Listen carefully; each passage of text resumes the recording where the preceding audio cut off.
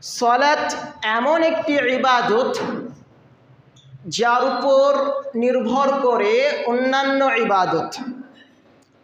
হযরতে আনাস রাদিয়াল্লাহু তাআলা আনহু হতে বর্ণিত, তিনি বলেন রাসূল সাল্লাল্লাহু আলাইহি ওয়াসাল্লাম বলেছেন, আউয়ালু মা ইউহাসাবু বিহিল আবদু ইয়াউমাল কিয়ামাতিস সালাহ। কিয়ামতের দিন আল্লাহ তাআলা তার বান্দাদেরকে সর্বপ্রথম সালাত সম্পর্কে জিজ্ঞাসা করবেন। ফাইন সালুহাত সালুহা লাহু সাইরু আমালি, যদি তার সালাত কবুল হয় তাহলে তার অন্যান্য ইবাদত কবুল হবে। ফাইন ফাসাদাত ফাসাদা সাইরু আমালি, আর যদি তার সালাত কবুল না হয়, তার সালাত গ্রহণযোগ্য না হয়, তাহলে তার অন্যান্য ইবাদত কবুল হবে না। অর্থাৎ সালাত এমন একটি ইবাদত যার উপর নির্ভর করছে অন্যান্য ইবাদত, আর হালাল রুজি এমন একটি ইবাদত যার উপর নির্ভর করছে সালাতের মতো ইবাদত। আমি মনে হয় আপনাদেরকে বোঝাতে পারলাম না, আবারও বলি, ভালো করে বোঝার চেষ্টা করিয়ে। সালাত এমন একটি ইবাদত যার উপর নির্ভর করে অন্যান্য ইবাদত। সালাত আছে যার, যাকাত আছে তার, সালাত আছে যার, সিয়াম আছে তার, সালাত আছে যার, হজ আছে তার, সালাত আছে যার, কুরবানি আছে তার। ওই যে কিছুদিন পূর্বে আপনাদের কুরবানি গেল না, এত মানুষ সালাতে আদায় করছে না, কুরবানি সব মারি পেটে, কুরবানি নিয়ে সব মতভেদ। তো যে সমস্ত মানুষ সালাত আদায় করে না তাদের কুরবানি বাতিল। দলিল আল্লাহ সুবহানাহু ওয়া তাআলা বলছেন, লা ইয়ানালুল্লাহু লুহুমুহা ওয়ালা দিমাউহা ওয়ালাকিন ইয়ানালুহু তাকওয়া মিনকুম। শুধু তাই নয়, আল্লাহ সুবহানাহু ওয়া তাআলা বলছেন, ফাসাল্লি লিরাব্বিকা ওয়ানহার, প্রথমে সালাত তারপরে কুরবানি। অর্থাৎ সালাত এমন একটি ইবাদত যার উপর নির্ভর করছে অন্যান্য ইবাদত, আর হালাল রুজি এমন একটি ইবাদত যার উপরে নির্ভর করছে সালাতের মতো ইবাদত। যদি আপনার হালাল রুজি না হয়, যদি আপনার হালাল পন্থায় উপার্জন না হয়, তাহলে আপনার সালাত কবুল হবে না। আর যদি আপনার সালাত কবুল না হয়, তাহলে আপনার কোনো ইবাদত কবুল হবে না। তাই সে কথাই মহান আল্লাহ সুবহানাহু ওয়া তাআলা বলছেন, ইয়া আইয়ুহান নাস, হে পৃথিবীর মানব সম্প্রদায়, কুলু মিম্মা ফিল আরদি হালালান তাইয়্যিবা, আমি আল্লাহ পৃথিবীতে যা কিছু দিয়েছি তা হতে হালাল এবং বৈধ জিনিস ভক্ষণ করো। সম্মানিত উপস্থিতি, এখানে আল্লাহ সুবহানাহু ওয়া তাআলা দুটি বাক্য বললেন, এক হালাল, দুই বৈধ। কোন সময় কোন টাইমে হালাল যাবতীয় খাবার অবৈধ হয়ে যায়, না জায়েজ হয়ে যায়। কিভাবে, কেমন করে? গরু, ছাগল, মহিষ, দুম্বা, ভেড়া, এগুলো হচ্ছে হালাল, এগুলো হচ্ছে জায়েজ, এগুলো হচ্ছে বৈধ। কিন্তু যখন এগুলো মারা যায়, মৃত্যুবরণ করে, তখন এগুলো হয়ে যায় অবৈধ, না জায়েজ। তাই সে কথাই মহান আল্লাহ তাবারক ওয়া তাআলা বলছেন, ইয়া আইয়ুহান নাস, হে পৃথিবীর মানব সম্প্রদায়, কুলু মিম্মা ফিল আরদি হালালান তাইয়্যিবা, আমি আল্লাহ পৃথিবীতে যা কিছু দিয়েছি তা হতে হালাল এবং বৈধ জিনিস ভক্ষণ করো। সম্মানিত উপস্থিতি, আমি আপনাদেরকে বলতে চাইছি যে আল্লাহ তাবারক ওয়া তাআলা পৃথিবীতে এত হালাল যাবতীয় খাবার দিয়েছে, আল্লাহ সুবহানাহু ওয়া তাআলা পৃথিবীতে এত হালাল যাবতীয় পানি খাবার দিয়েছে, তারপরেও আপনাদেরকে হারাম যাবতীয় খাবার খেতে হবে। আপনারা কি আমার কথা বুঝতে পারছেন? আরে আল্লাহ সুবহানাহু ওয়া তাআলা বলছেন, ইয়া আইয়ুহাল্লাযীনা আমানু, হে ঈমানদারগণ, ইন্নামাল খামর ওয়াল মাইসির ওয়াল আনসাব ওয়াল আজলাম, মদ, জুয়া, প্রতিমা, ভাগ্য নির্ধারক, এগুলো হতে বেঁচে থাকো। কেন বেঁচে থাকবেন? রিজসুম মিন আমালি শাইতান, আরে এগুলো হচ্ছে শয়তানের অপবিত্র কর্ম। তো আপনি কেন দিন রাত বিড়ি পান করছেন? একটু কি লজ্জা হয় না? একটু কি শরম হয় না? আর আল্লাহ সুবহানাহু ওয়া তাআলা বলছেন যে হালালান তাইয়্যিবা, হালাল এবং বৈধ জিনিস ভক্ষণ করো। তো আপনি দিন রাত কেন সিগারেট পান করছেন? আমার কথা বুঝতে পারছেন না? আর আল্লাহ সুবহানাহু ওয়া তাআলা বলছেন যে হালালান তাইয়্যিবা, হালাল এবং বৈধ জিনিস ভক্ষণ করো। তো আপনি গুটখা পান করছেন কেন? আপনি জানেন না হারাম ওটা? কে হিসাব দেবে? আপনি হিসাব দেবেন, আপনি হিসাব দিতে হবে। সম্মানিত উপস্থিতি, তাই সে কথাই মহান আল্লাহ সুবহানাহু ওয়া তাআলা বলছেন, ইয়া আইয়ুহান নাস, হে পৃথিবীর মানব সম্প্রদায়, কুলু মিম্মা ফিল আরদি হালালান তাইয়্যিবা, আমি আল্লাহ পৃথিবীতে যা দিয়েছি তা হতে হালাল এবং বৈধ জিনিস ভক্ষণ করো। ওয়ালা তাত্তাবিউ খুতুওয়াতিশ শাইতান, এবং তোমরা শয়তানের আনুগত্য করিও না। ইন্নাহু লাকুম আদুউম মুবিন, নিশ্চয় শয়তান তোমাদের প্রকাশ্য দুশমন।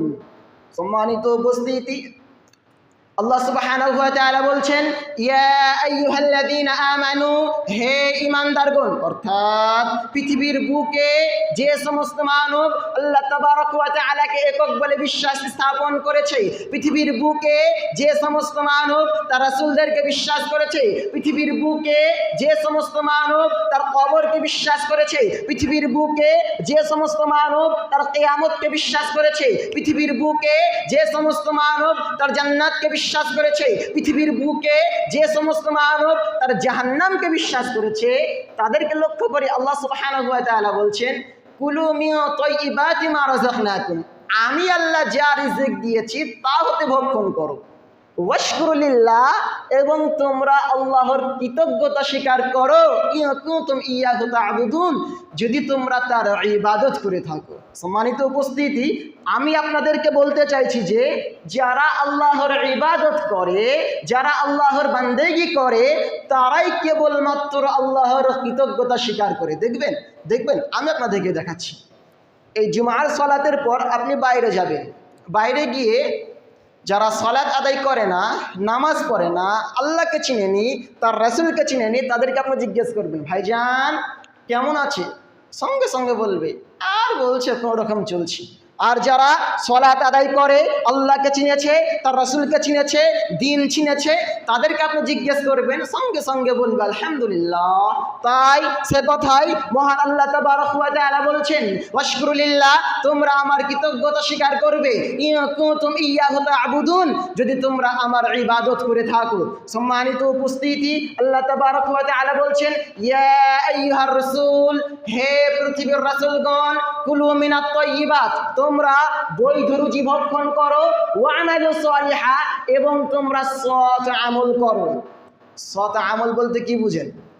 সৎ আমল বলতে ওই যে 2 রাকাত সালাত আপনি মসজিদের মধ্যে আদায় করলেন, এটা হচ্ছে একটা আমল। আর 2 রাকাত আপনি মাজারে গিয়ে আদায় করলেন, এটা হচ্ছে একটা আমল। কোনটা সৎ আমল? বুঝতে পারলেন না? আবারও শুনেন। 10 টাকা আপনি মসজিদের মধ্যে দান করলেন, এটা হচ্ছে একটা আমল। আর 10 টাকা আপনি 4 চাকা করে যেতে যেতে ওই যে দেবগ্রামে দেখলেন যে একটা মাজারের চাদর পাড়া আছে, ওখানে 10 টাকা দান করলেন, কোনটা সৎ আমল? মনে রাখার চেষ্টা করবেন যে এই 2 রাকাত আপনি মসজিদের মধ্যে আদায় করলেন, এটা হচ্ছে সৎ আমল, ভালো আমল। আর যেই 2 রাকাত আপনি মাজারে গিয়ে আদায় করলেন, এটা হচ্ছে খারাপ আমল, বুরাই আমল। যেই 10 টাকা আপনি মসজিদ মাদ্রাসায় দান করলেন, এটা হচ্ছে ভালো আমল, সৎ আমল। আর যে 10 টাকা আপনি মাজারের চাদরে আদায় করলেন, এটা হচ্ছে খারাপ আমল, বুরাই আমল। তাই সে কথাই মহান আল্লাহ তাবারক ওয়া তাআলা তার রাসূলদেরকে বলছেন, ইয়া আইয়ুহার রাসূল, হে পৃথিবীর রাসূল নবীগণ, কুলু মিনাত তাইয়্যিবাত, তোমরা বৈধ রুজি ভক্ষণ করো। ওয়া'মালু সালিহা, এবং তোমরা সৎ আমল করো। ইন্নী বিমা তা'মালুনা আলিম, আমি আল্লাহ অবগত রয়েছি তোমরা যা করো। সম্মানিত উপস্থিতি, অত্র 3 আয়াতের বিবরণ থেকে আমরা বুঝতে পারি যে আমাদেরকে যে কোনো মূল্যে, যে কোনো পন্থায়, যে কোনো রাস্তায় আমাদেরকে বৈধ রুজি ভক্ষণ করতে হবে, আল্লাহর ইবাদত করতে হবে, আল্লাহর কৃতজ্ঞতা স্বীকার করতে হবে, সৎ আমল করতে হবে। সম্মানিত উপস্থিতি, রাসূল সাল্লাল্লাহু আলাইহি ওয়াসাল্লাম বলেন, ইবনে আব্বাস রাদিয়াল্লাহু তাআলা আনহু হতে বর্ণিত, তিনি বলেন রাসূল সাল্লাল্লাহু আলাইহি ওয়াসাল্লাম বলেছেন, লা তুকবালুস সালাতু বিগাইরি তুহুরিন ওয়ালা সাদাকাতিন মিন গুলুল, উযু ছাড়া সালাত কবুল হয় না যেমন, হারাম দান আল্লাহ তাআলার নিকট কবুল হয় না তেমন। আপনারা কি আমার কথা বুঝতে পারছেন? আল্লাহ রাসূল বলছেন যে লা তুকবালুস সালাতু বিগাইরি তুহুরিন ওয়ালা সাদাকাতিন মিন গুলুল, উযু ছাড়া সালাত কবুল হয় না যেমন, হারাম দান আল্লাহ তাআলার নিকট কবুল হয় না তেমন। দেখি কোন মায়ের বাটা আছে এই বাক্য উল্টো করে ধরতে পারে?